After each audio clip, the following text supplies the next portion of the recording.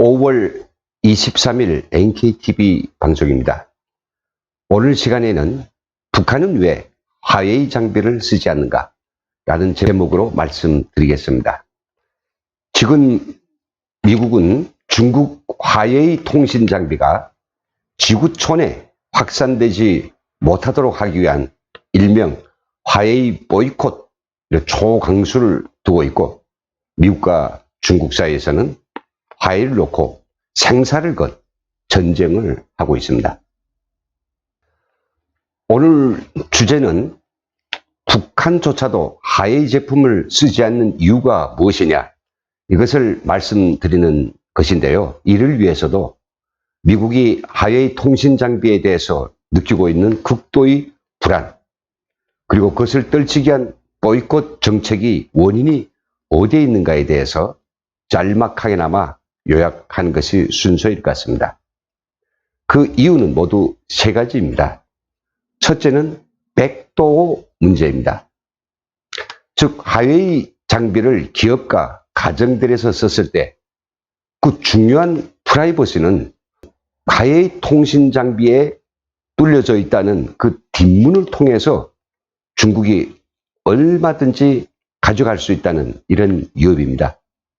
두 번째는요, 중국 해방군과 화웨이와의 깊숙한 연계 문제입니다.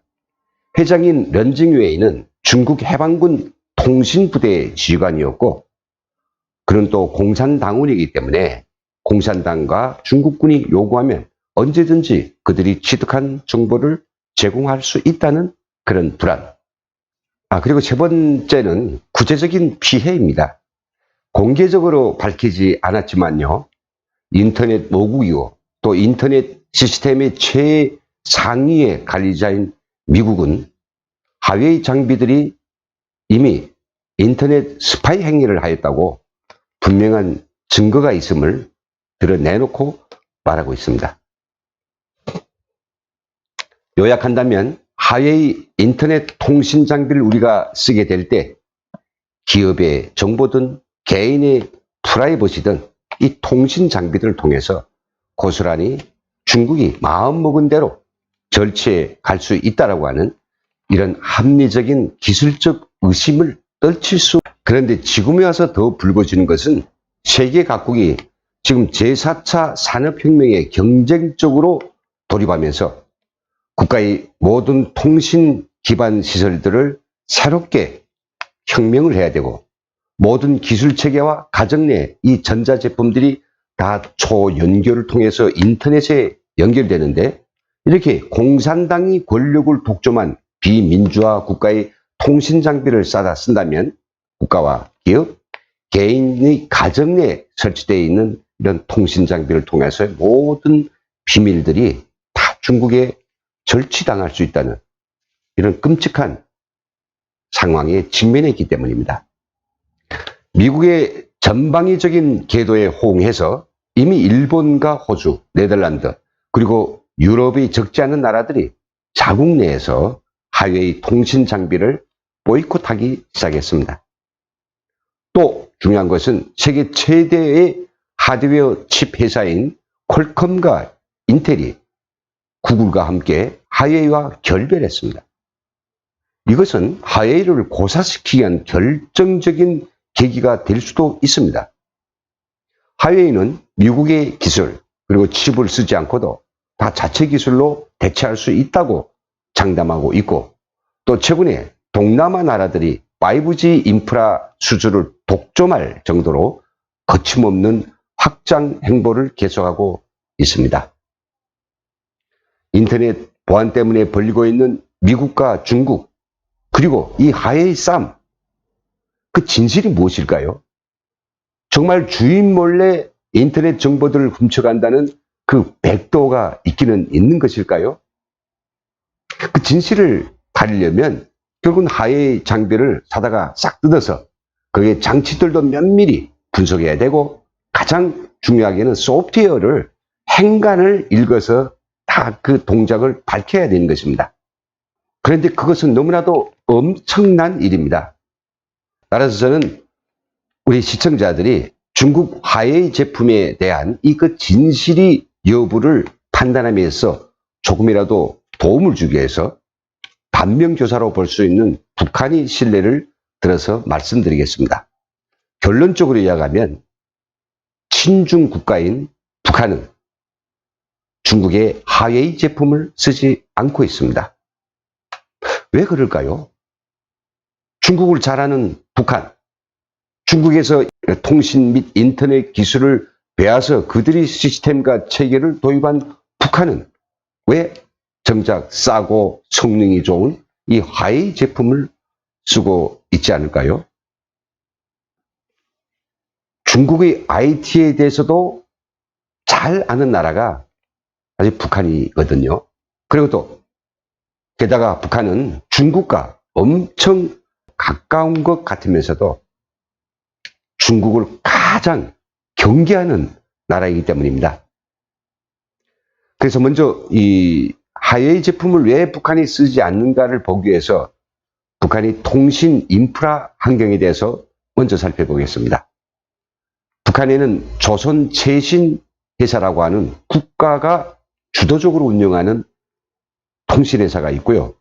그 아래 유선통신은 최신성 전신전화국이 맡고 있고요. 또 인터넷은 광명회사, 이동통신은 고려링크가 전담하고 있습니다. 남한과 달리 이 통신 관련 회사들은 애용상은 독자적인 회사인 것처럼 보일 수 있으나 철저하게 국가 기관들이고요. 또 노동당의 통제를 받는 그런 수족 기관들입니다.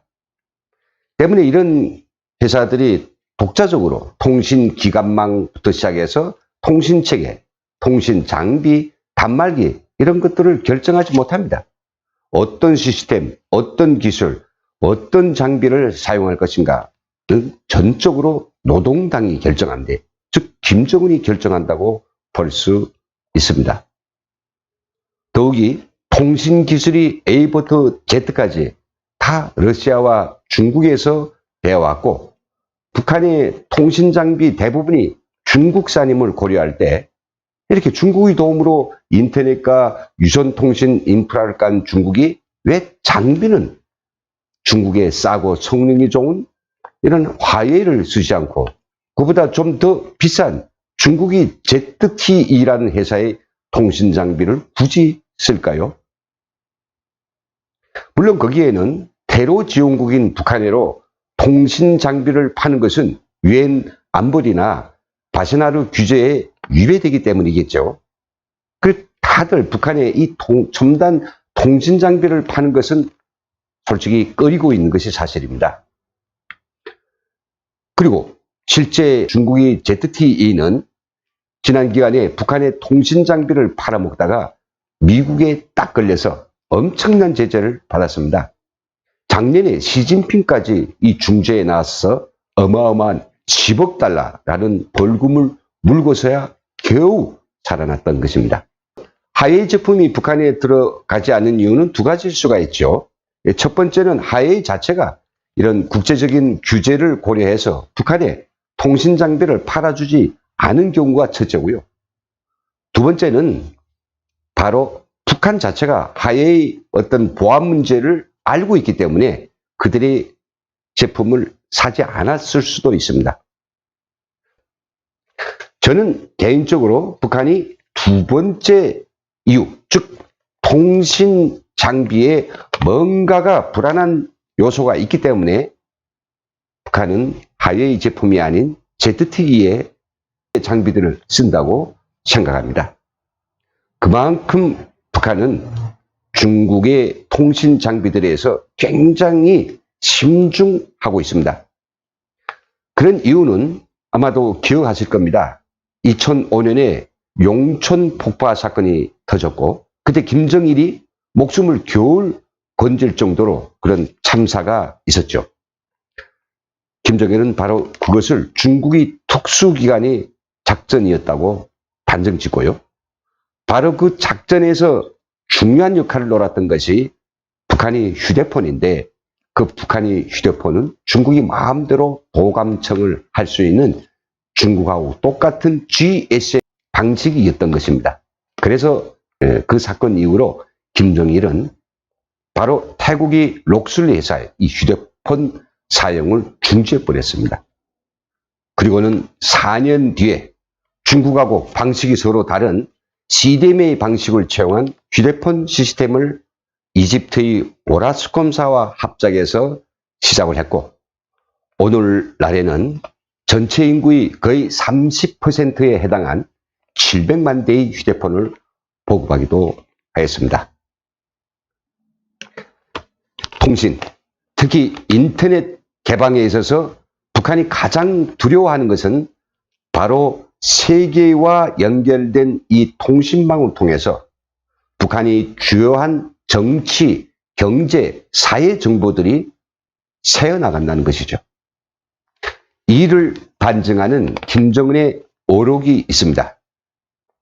지난 2013년 11월경 전국 최신 일꾼대회가 열렸는데 그 대회에서 한 김정일 연설 한 단락을 보겠습니다. 통신망의 보안 능력을 결정적으로 높여야 합니다. 대적 투쟁이 치열하게 벌어지고 있는 오늘, 적들은 우리 내부를 탐지하며 당과 국가, 군사기밀을 알아내기 위해서 최첨단 수단들을 총동원하고 있습니다. 라고 그는 이야기했습니다. 김정은이 이 어록에서 이야기하는 적, 그 적은 바로 미국이나 한국일 수도 있겠지만 마음만 먹으면 북한이 정권 교체까지도 할 수 있는 중국이 북한 통신망의 적이기도 하는 것입니다. 그래서 김정은은 700만 대의 휴대폰을 포함해서 북한이 수다한 이 서버들이 연결을 보장하는 이 인터넷 통신 장비들을 사들여오면서 하웨이를 쓸 것인가, 또 중국의 ZTE의 제품을 쓸 것인가 아주 많은 고민을 했었겠는데 결국은 하웨이가 아닌 ZTE의 제품으로 선정하였던 것입니다. 그럼 왜 김정은이 하웨이 통신 장비를 쓰지 않았을까요? 저는 아마도 북한이 우리가 알고 있는 것보다도 중국의 사이버 부대, 통신 시스템에서 누구보다도 잘 알기 때문이라고 보고 있습니다. 북한이 악명 높은 이 사이버 부대, 이 사이버 부대는요, 중국 해방군 사이버 부대인 넷군에서 모든 걸 다 배워왔다는 사실 아마 기억하실 것입니다.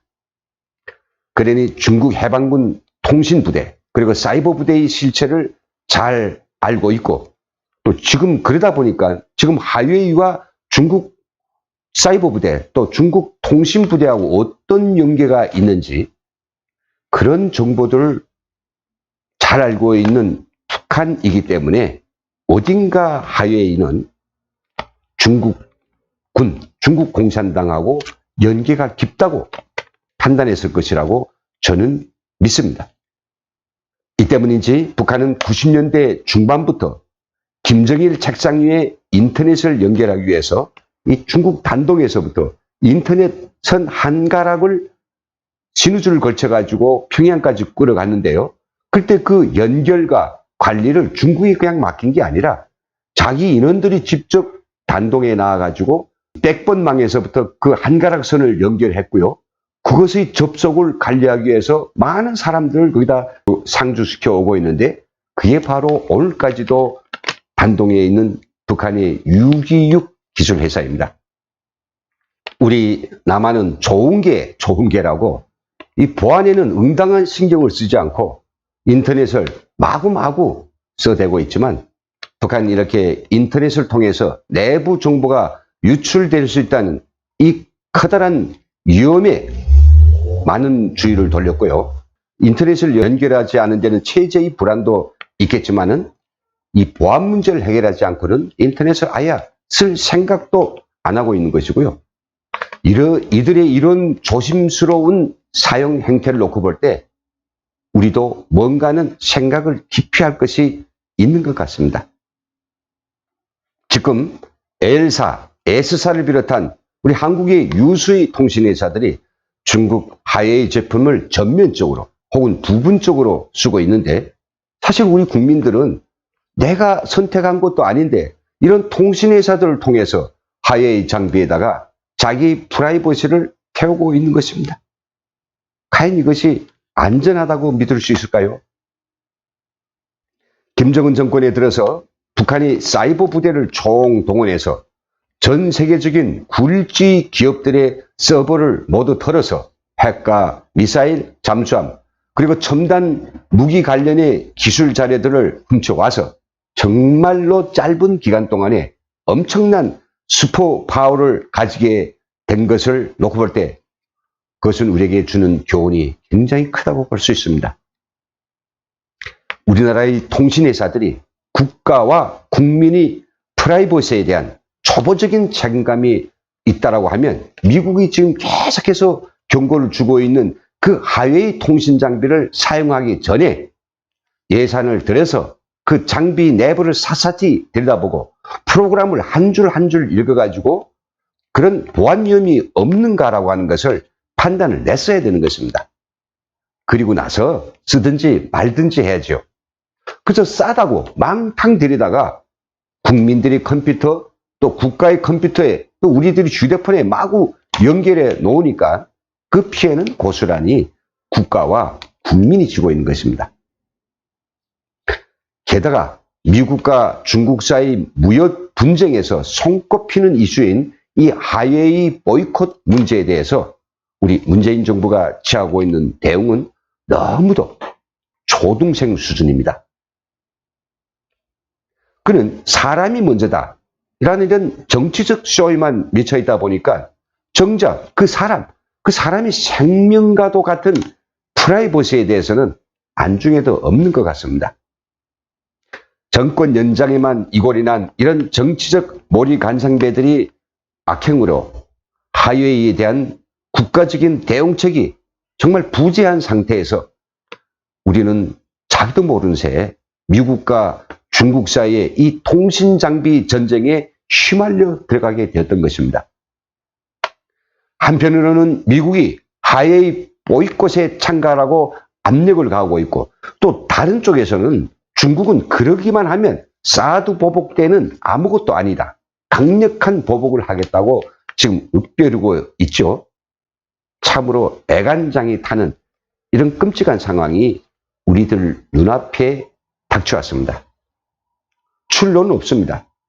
미국이 화웨이 보이콧에 동참하라고 지금은 독촉하는 정도이지만 정작 중국이 보복이 두려워서 문재인 정부가 그 동참을 꺼린다면 즉시적으로 화웨이에 가한 그 제재를 남한 회사들에게 들씌울 것입니다.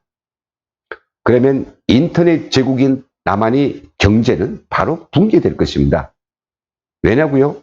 우리 경제의 주축인 삼성과 LG 이런 휴대폰은 당장 한 개도 팔지 못하게 되고요. 퀄컴이나 인텔이 칩을 써서 자동차를 만들고 그리고 배를 만들고 온갖 것을 만드는 우리 경제 모두 도산해 버릴 것입니다. 문재인의 정치 경제적 리더십 지금 엄청난 도전에 직면했습니다. 하지만 이제라도 늦지 않았습니다. 문재인 정권은 이제부터 미국의 동맹 그리고 중국의 보복 이런 데 몰두하지 말고요.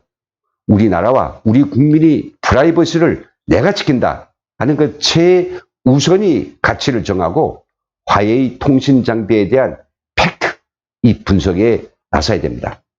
그래서 정확한 팩트와 진실을 가지고 미국에 맞서든 아니면 중국에 맞서든 우리 주권을 지키고 우리 국민들이 프라이버시와 우리 국가의 안전을 지키는데 모든 것을 경주해야 될 것입니다.